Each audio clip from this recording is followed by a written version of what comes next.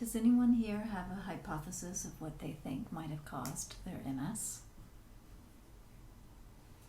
The actual trigger was I probably got that. What is that virus that causes MS? What is that virus that causes MS? Oh, No. Epstein-Barr virus. Oh, Epstein virus. yeah, I think I got that because I was and everything, and then right after that, I got the double vision and all the standard case. So that was for me. Yeah. I think there's some research about the connection between shingles and MS. Yeah. When I first had my was diagnosis, I got shingles really shortly after. Right, yeah, Um, yeah. So you got shingles right afterwards or the vaccine? No, shingles. Okay, And yeah, then I got the vaccine and then I got shingles again. yeah, maybe not. Yeah, it's like COVID. It's like you can get the vaccine, but you still get COVID. Yeah. Anyone else have any theories of what they thought or they were thinking, or they're like, maybe it was this, or maybe it was that? I had a car accident. I was in a car accident when I was 17, a junior in high school. And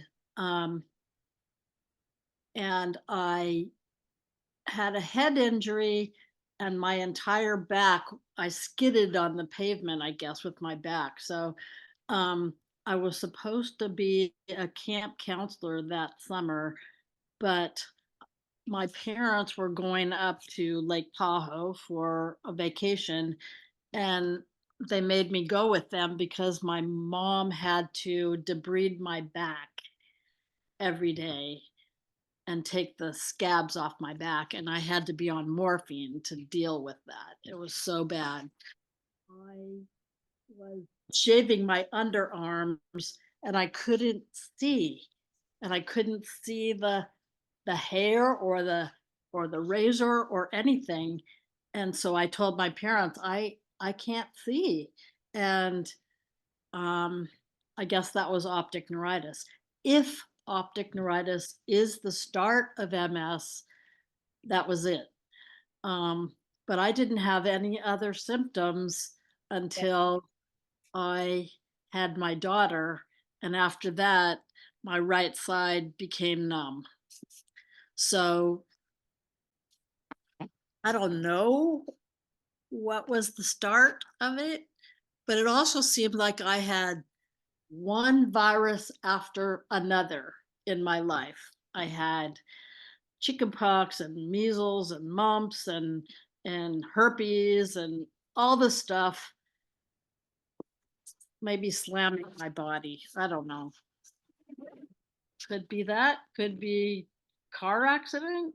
Well, yeah, I mean, if we start listening, there's starting to be little patterns, right? There's an overload, there's something that happens that's really tough, or then, and then you add all these viruses and you're overloading the body with stuff. You start noticing patterns. Interesting enough, it's going to show, because I think this is funny. I'm going to show a little drawing, and I'll show you guys too, just briefly.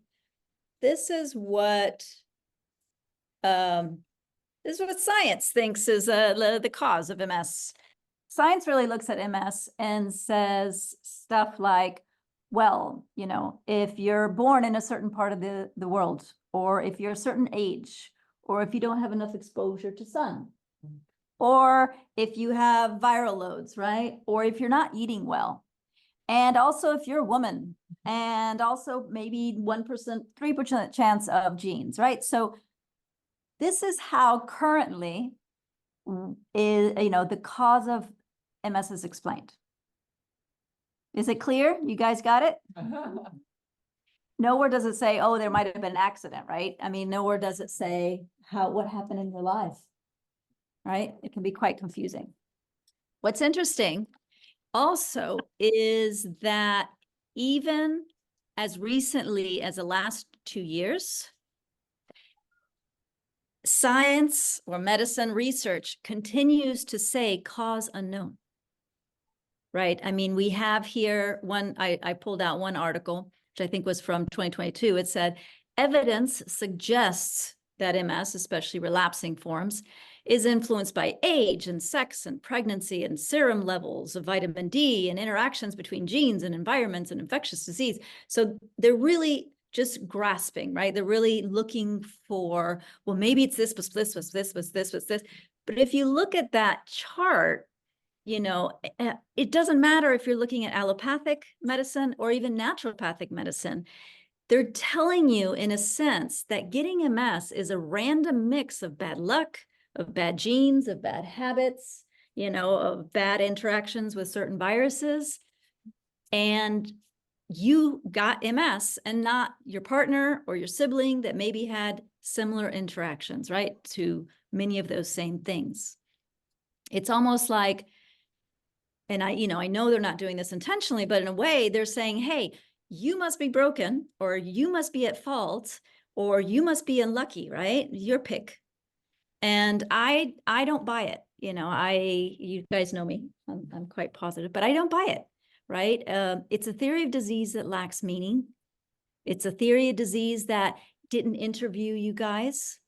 None of you guys mentioned, oh, I didn't get the sun the year before MS. It's like, none of you guys mentioned those things, right? And I hope that through, what we talk about today, and I'll make a blog for the rest because there's a lot more. I wrote a lot. But what I would love for you to guys get from today is that maybe it's more than just random. That if I've worked with almost 90 people, right? It's like, I see patterns and patterns and patterns, and it's not a flukes, and it's not just because you have female hormones, right? Or female chromosomes or any of that other bullshit. There's more to it, and there's a lot of patterns in common. Like, this is ongoing. There is still just a jumble of theories of MS. So what I wanted to invite you guys is to become your own specialist, to become your own researcher, because you guys were at the scene of the crime. No one else was, right? And to do that, you need to think, I am in the driver's seat of this. I can get all the help they can give me all their theories, but who was there and who will ultimately find out is yourselves. And to do that, the first thing I wanted to explain to you guys is, if you're going to be the researcher to find out what happened and to find out what works for me, is you need to have the mindset of a researcher. And one of the first things of a researcher is, instead of taking and going, oh my gosh, this worked for this person, therefore it must be that MS is caused by this, right? Or this happened here, therefore it must be everyone with MS has this. You actually go the opposite way, which is very counterintuitive. In research, you have a hypothesis, and you don't go about proving your hypotheses. You go about disproving your hypotheses. It's what's called the white crow. The white crow metaphor actually comes from a psychologist named William James in 1898. And he said, if you wish to upset the law, or if you wish to create a law, right? So he says, for example, if you wish to upset the law that all crows are black, so in ours will be, we're going to look at the different laws pertaining to MS. If we want to question it and see if it really is valid, it is enough to prove that one single crow is white. So what this means is, if someone has told you everyone with MS has EBV virus, you need to find that one case that it does not have it. And then it means EBV cannot cause the disease, right? If everybody with MS has a, vitamin D deficiency, but you find someone who doesn't, then vitamin D can contribute or can help your health, but it is not causative. If someone had MS and did not have issues with vitamin D, does that make sense? Okay. So what I wanted to do with you guys is actually look at some of the current theories, just to start getting some understanding of how to find those white crows, right? And how to understand that you can't just look at 3 facts, right? You need to expand your questioning. You need to be like Sherlock Holmes, right? You can't just look at the most obvious, right? Oh, well, since she has it and I have it, therefore that must be cause, right? You need to really look. So one of the things I've heard often, I love grabbing things that I hear too often, is raise your hands, you guys. Anyone who's heard countries near the equator have significantly less cases versus countries further away and in northern hemispheres because of lack of sunlight? Yeah? Okay. So what they're saying is, if you're from the equator countries, you have less MS because you have more sun, right? Which means you have more vitamin D. Okay, let's look at some white crows. I grabbed just a few because, But I grew up in LA. yeah, so But there was a lot more in Seattle. There's a lot. there's a lot more in I Seattle. was diagnosed in Seattle. There were tons. And Canada. Yeah. Yeah, but then look at this. For example, Sweden, would you say Sweden is a northern country that has very little light? Sweden has a lot less cases of MS than US and Canada. Australia, would you say Australia has sun, desert, kind of like LA? Australia is one of the top countries along with the US and Canada. So the theory is low vitamin D means you're more susceptible to MS, correct? Mhm. According to this theory. Yes. Blacks and Hispanics have more vitamin D deficiency. And yet they are the smallest cases. Them and Asians have less MS and yet have very low vitamin D. Right? Australia is considered an adequate vitamin D country and yet has very high levels of MS. So and this is the last piece I wanted to show, is that countries closer to the equator are now reporting an uptick in cases of MS. Has their sun changed, right? Diet's changed. Yeah, so those are the Yeah, 'cause pieces. it's like people living in the United States with these backgrounds. Yeah. Have different levels of MS. Same with diabetes. I mean, people weren't getting diabetes in a lot of these countries. I think it's a mixture of several factors. It's diet, pollution. Exactly. So there's but these are why you want to question these things. So vitamin D is important. It actually reduces inflammation and oxidative stress, right? But is it causative? There's a theory I apply. So we have the white crow theory. There's one I learned from German New Medicine called the fire truck theory, right? What do you think the fire truck theory is? Whenever you find a fire and you go investigate, what do you always find there? A fire truck. Are you going to blame the fire truck for the fire? Whenever you diagnose someone with MS, you're going to find reduced levels of vitamin D. But does it cause the MS, or is it because of the fact that cortisol in the body actually under stress will actually decrease the uptake of vitamin D in the body? So is it the fact that you were going through a stress, or you were going through, viral load as a stress, caused your body to not be able to uptake vitamin D? And it has nothing to do with, with location. It has more to do with stress levels, right? So looking at these things and starting to question, maybe there's more to it, right? Another one that I always hear is, who here has heard that more women are more prone to MS than men, right? All on it.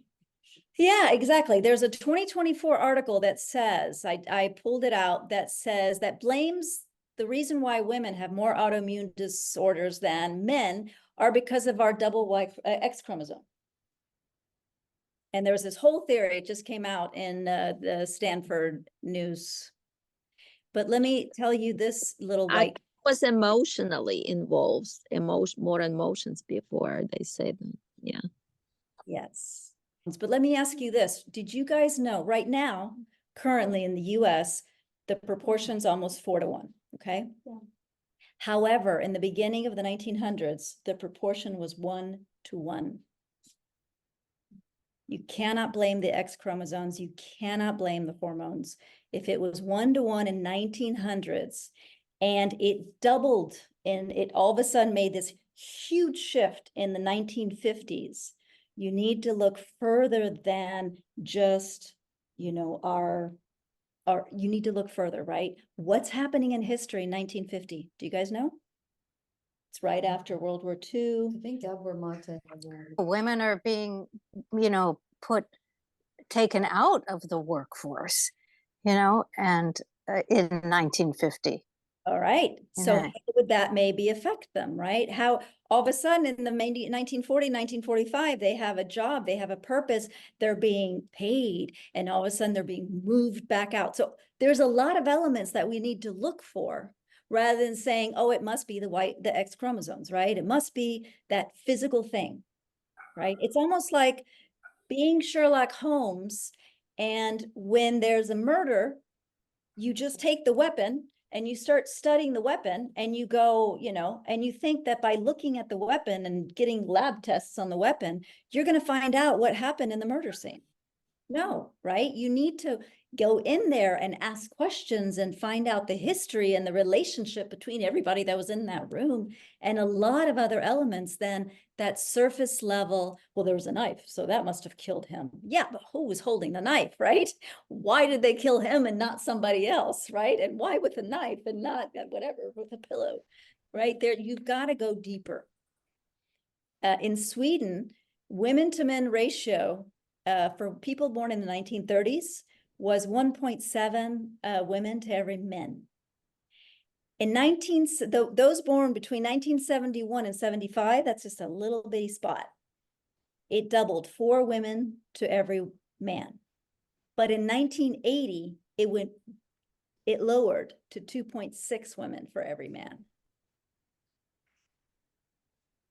Probably if you investigated what has been happening in Sweden during those years, you could find more correlations, right? It ain't the X chromosomes. It doesn't change that fast. And that's probably not immune disorders too. You could probably check, and in Sweden, they would have that same thing. Something was happening in those years. I was born in those years. I'm wondering, 1970 to 75. Okay, also what's interesting, Mediterranean countries, third world countries, and countries in Southern hemispheres, it's more 1-to-1. The ratio isn't so extreme.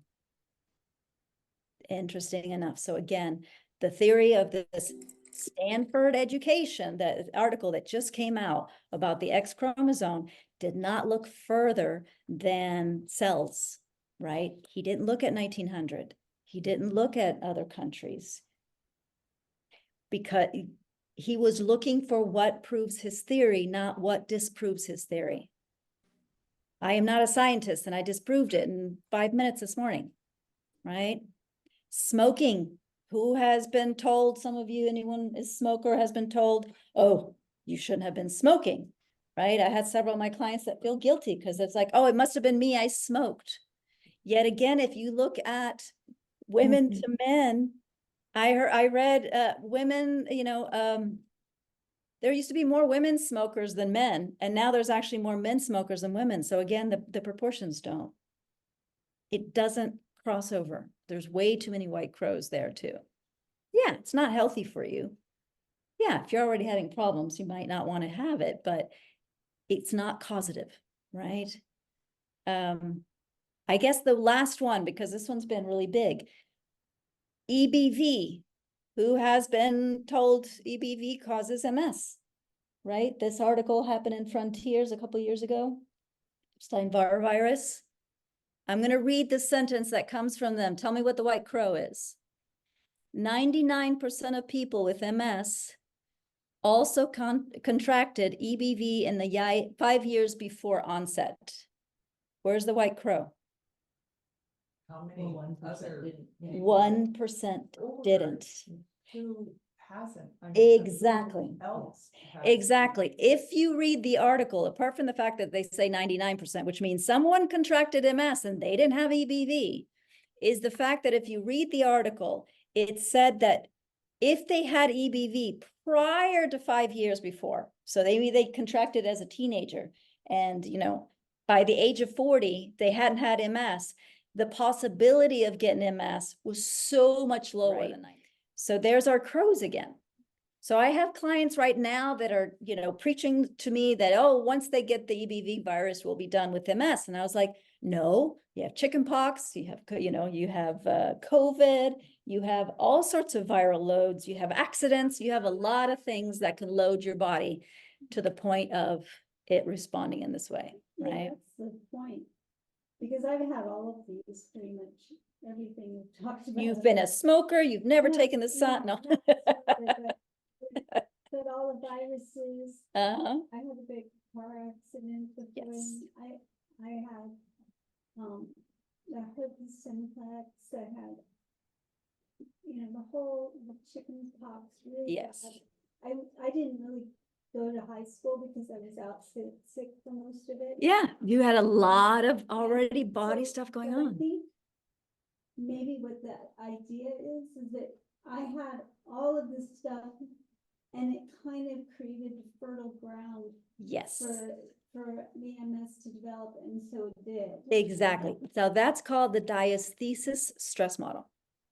The diathesis stress model says that in the body, we accumulate stressors, be it physical stressors such as viruses, accidents, inflammation, and psychological stressors. We build them, which then creates a body that's already, it's like when you're super stressed and someone gives you one more job to do, right? You're topped. And then one last straw, right? Something else happens that just pushes your body over the top. And the symptoms don't happen immediately.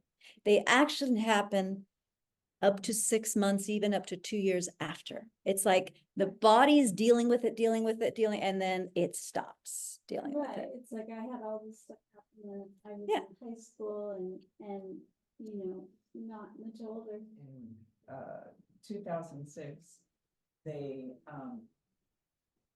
found lesions on my brain, Oh, wow. and I was completely non-symptomatic. Wow.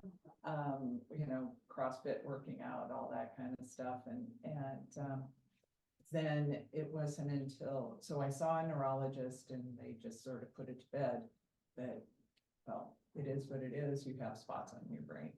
And then 5 years later, I had foot surgery, and I think it was like the stressors in that after that surgery, the numbness never went away, and then it started coming up my leg. And so that's when I went to a neurologist because of the numbness, and Yeah. it was that year, the year after, like 6 months later, that I was diagnosed. And see, those are the things that only you can find, right? A neurologist looking at MRIs, or a naturopath looking at lab results, can't see those pieces, right? Those aren't reflected in that data. So what I wanted to invite you guys to do is, what if MS isn't random, as a scientist looking at, lab results or looking at our X chromosomes? What if the fact that, they say that the cause is unknown is only because we're not looking in the right places? So my suggestion to you is, as I said, get in the front seat, right? Get in the driver's seat. And I would say, get a journal and start writing. Start being your own detective, right? Dedicate several pages to what was happening even up to 2 years before your MS. We don't remember. All of my clients like, yeah, no, it was great. Duh. And then we start looking and it was like, oh, wait, there was a threat of losing my job. My husband wasn't sure if he wanted to stay. Get a journal and start looking at your emails or look at your albums and try to piece together what was happening, what was accumulating at that time. And also during your day, notice, when do I feel fantastic and what was happening that day, and especially the day before? And when I feel terrible, what was happening that day and especially the day before?